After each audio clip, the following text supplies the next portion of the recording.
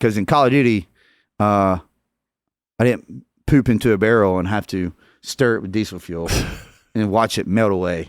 So I went to basic. I didn't have anything in my contract. I didn't have anything cool. Get there, all these people were like, oh man, we're going to RAS. Or it was RIP at the time. And what's that? It's Ranger Selection. Okay.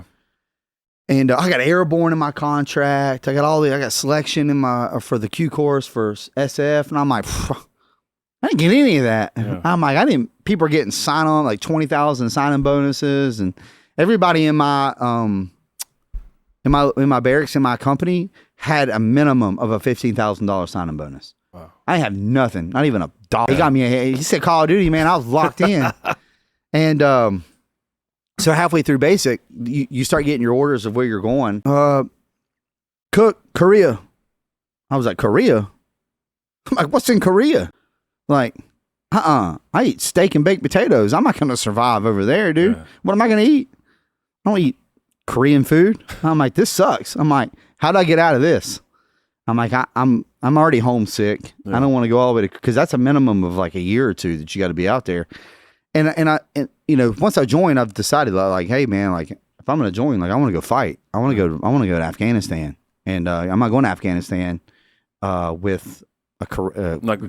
So I went to my recruiter and I'm like, hey man, I'm like, what do I got? I'm not my recruiter. My drill instructor. And I'm like, hey, what I got to do to get out of this? Like we offer, so the max that you can get on your PT scores are 300.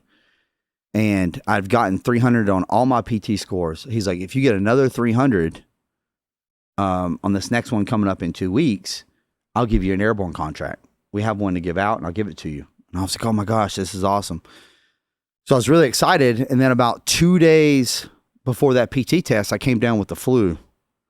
And, you know, I just had all the dehydration, the throwing up, the diarrhea issues. Like, I was really bad off. And I was like, nah, man, I got to be able to do this. Like, I can't go to Korea. So the night before the PT test, I was feeling better, but really dehydrated and tired. And my bunkmate pulls out, lifts his bed up, unzips it, digs all the way in there, pulls out a 5-hour energy shot that he had somehow smuggled in. He was like, hey man, I'll sell it to you. It was like $100 or something. I was like, done. Let me get that in the morning.